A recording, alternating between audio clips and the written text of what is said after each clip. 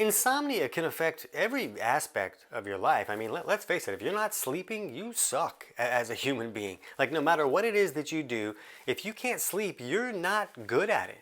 And I can remember after years of insomnia, when I finally fixed my sleep, I can remember waking up and the sun was up. I was like, what the hell happened? I didn't understand what was going on because I was so used to waking up in the middle of the night. I thought, why would the sun be up? And I realized that, oh, wait, this is the morning. This is when the sun is supposed to be up. And ever since then, like every morning when I wake up, it's just like Christmas again. Like it was such a nightmare to not be able to sleep right that when you get it fixed, it's just this whole other world. And the reason that there is no remedy for insomnia is because there's a wide variety of actual underlying causes that can create insomnia. And it's going to be different from person to person. So one remedy that could help one person's sleep can actually make another person's insomnia much worse. So in this video, you're going to understand the 4 most common causes for insomnia. You're going to understand how to look at your unique bioindividuality and understand which causes are most likely the problem for you, and you're going to understand how to fix it. You're about to be a human again. Let's jump in.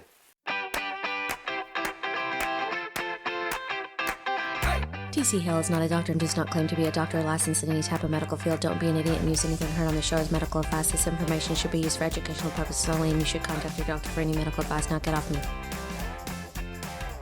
Go ahead and put in the comments right now what you've tried to improve your sleep and let us know what's worked best for you. But to truly understand insomnia, you need to understand bioindividuality. Instead of looking for a cure for insomnia, we need to look at the person. You know, we all have different imbalances going on and different malfunctions that can dictate how our bodies process specific foods, how we deal with environmental stressors, and basically just how our body functions. So if you're not sleeping, something is going wrong. Now, let's look at the 4 most common imbalances that can create insomnia for most people. The first underlying cause for insomnia that we'll cover here is an imbalance called an electrolyte deficiency imbalance.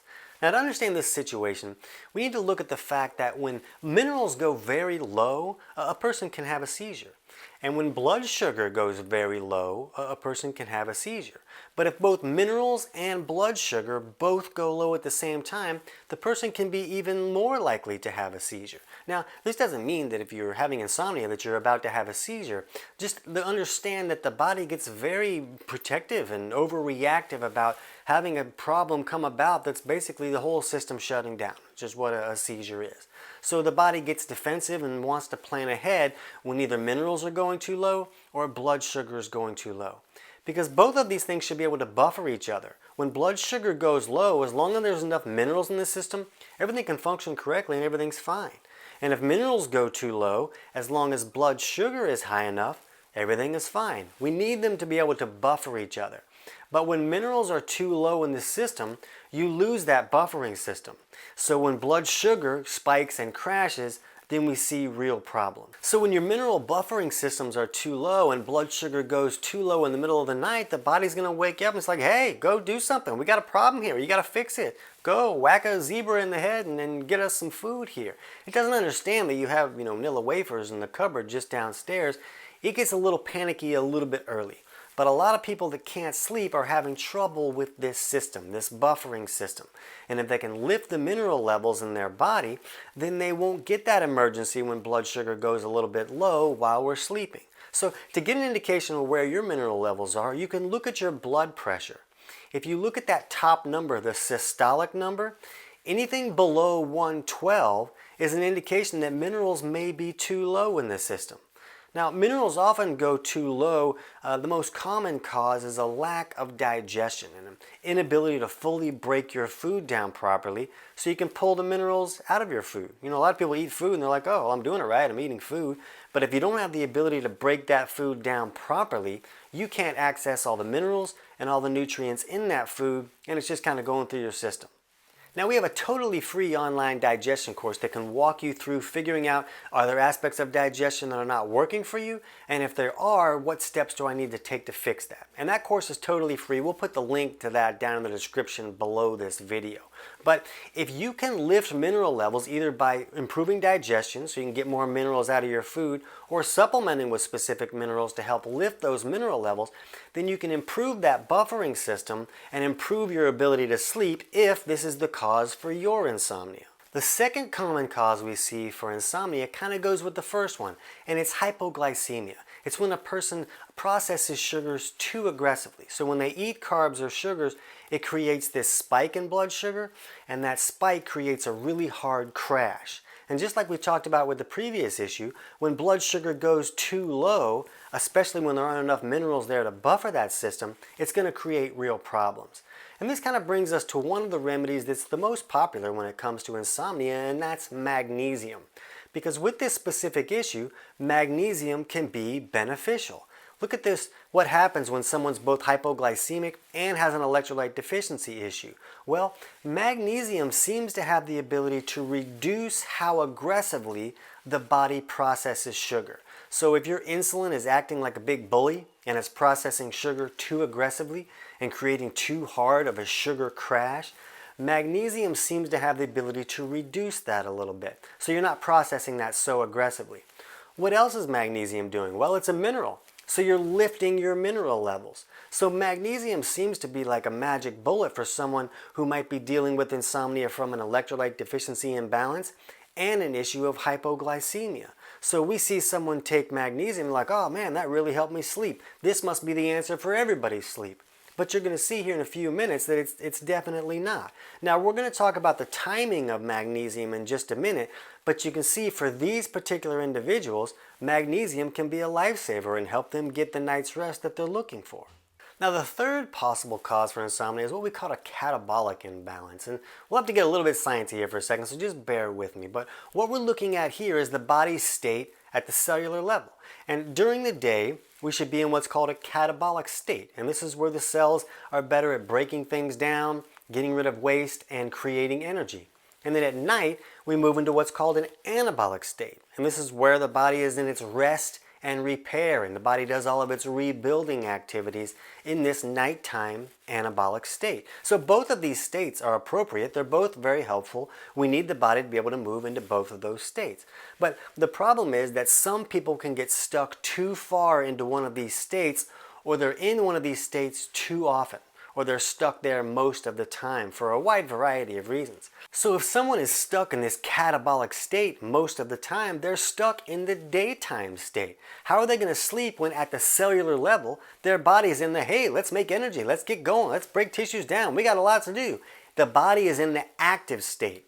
So if it's not moving into the anabolic sleep and repair state, the person can have a really hard time sleeping. This is when bioindividuality becomes so crucial, because the person we talked about a few minutes ago who changed their life with magnesium, well, magnesium happens to be the most pro-catabolic mineral, which means it's going to push a person more into that catabolic state. Well, if a person's already way too catabolic, then they're throwing gas on the fire when they're using magnesium. You can see that this is a real problem. So even when magnesium is appropriate for you to help your sleep, it's really important to take magnesium at the right time. Most people take it at night, and that's working against your body's natural circadian rhythm. So if you're using magnesium now, be sure to check the description below for our video on using magnesium with sleep and the major mistakes that people make. You're going to want to learn more about that. But you can understand here that if someone's dealing with a catabolic imbalance, using magnesium is going to create a whole lot of problems for them. They might not sleep until next month. Another important supplement to talk about here is melatonin, and that's something that's very popular with insomnia because melatonin is a sleep hormone and it helps us move into that state of sleep and all that kind of stuff. The issue is that a person has to move into the anabolic state at night in order for the body to make melatonin.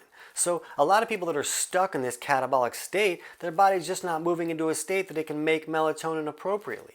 Now the problem with supplementing with melatonin is that they'll be getting the amount of melatonin that the body is making plus whatever they're supplementing with.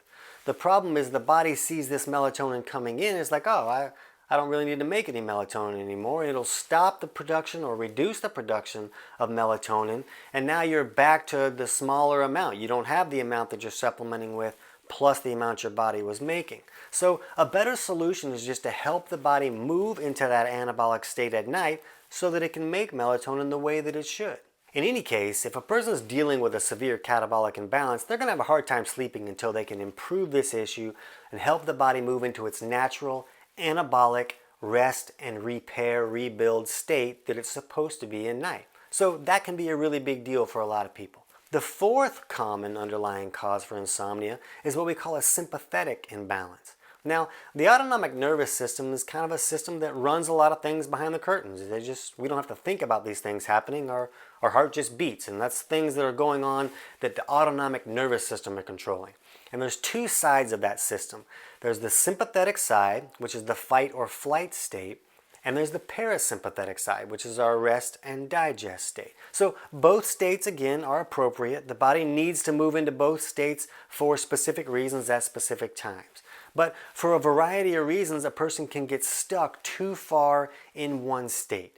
For example, stress in your life can push you further into this fight or flight state and create what we like to call a sympathetic imbalance, where a person is in that fight or flight state most of the time. Now, stress in your life can create that. The problem is, so can stress in your body. If your body is stressed, maybe because you don't have enough nutrients or minerals or reserves in the system for everything to function the way that it's supposed to, your body's freaking out. It's like trying to pay $800 worth of bills with $8. That's a stressful situation. So the body can move into this fight or flight state most of the time, even though you might not have stress in your life. But if you're stuck in this state, it's going to be very difficult to sleep. This fight or flight sympathetic state, it changes the way that your body functions. And the body moves into this state in an emergency, like if you were running away from a lion or you had to fight off some kind of mugger or something. So the body is made to function differently in different states. When the body is set up to like, hey, we got to fight off this lion, it's not also going to optimize for sleep. In what scenario in your life would you need to sleep and fight off a lion at the same time? It doesn't happen. So if your body is stuck in this fight or flight state, it's going to make sleeping very difficult. Now, the final thing to consider is that your body may be dealing with a variety of these imbalances or issues going on. It may not just be one cause. When I had insomnia, I was dealing with a severe catabolic imbalance, but I also had an electrolyte deficiency imbalance. So I had two things really working against me that were causing major problems for my sleep. So it's important to look at your unique body chemistry and understand what's going on to understand which steps are going to be appropriate for you. So that totally free digestion course that we said that you can find the link in the description below this video, that also walks you through how to do simple self-tests that you can do at home using tools that you can pick up at like a pharmacy or a health food store. And that'll help you get an idea of what imbalances you may be dealing with and the steps that you need to take to improve those issues. So it's really important that you work with your body instead of against it when you want to be able to sleep like a human being would. For now, watch this video that'll give you more insights on issues that can restrict sleep. I can't wait to hear about your results.